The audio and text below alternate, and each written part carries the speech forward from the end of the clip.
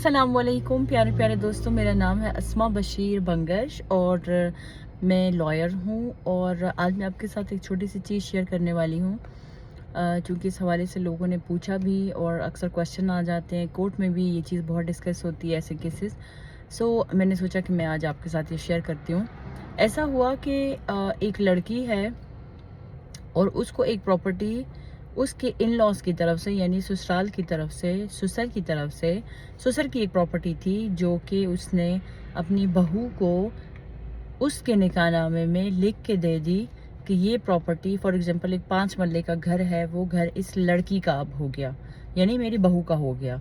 और उस निकाहनामे में वो गवाह भी है और वो उसने उसको निकाहनामे में लिख के दे दिया। अब आप सब जानते हैं कि निकाहनामा भी एक लीगल डॉक्यूमेंट है। जैसे कॉन्ट्रैक्ट में स्टैम्प पेपर लिखवाते हैं, इसी तरह निकाहनामा भी एक लीगल डॉक्यूमेंट है। उसमें जो जो शराइत, ज़वाबित और चीज़ें लिखी हैं वो उस इंसान को मिल के रहती हैं और वैसा ही होता है अकॉर्डिंग टू वो शराइत जो भी उसमें होती हैं।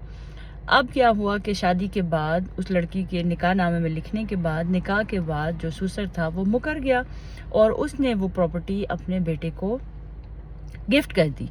ठीक है, जब बहू को ये पता चला तो वो चली गई कोर्ट और उसने जाके वहां कर दिया केस।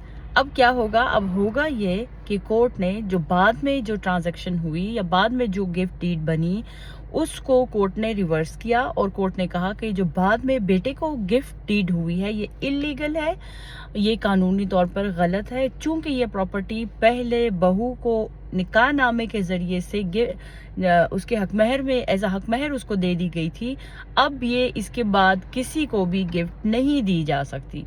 लिहाजा निकाहनामा बनाते वक्त और उसमें लिखते वक्त एहतियात से, गौर से, सोच के, समझ के आप उसमें लिखा करें जो भी लिख रहे हैं। और जिसके लिए लिखा जाता है उसको भी अपने हक का पता होना चाहिए कि उसका क्या क्या हक है।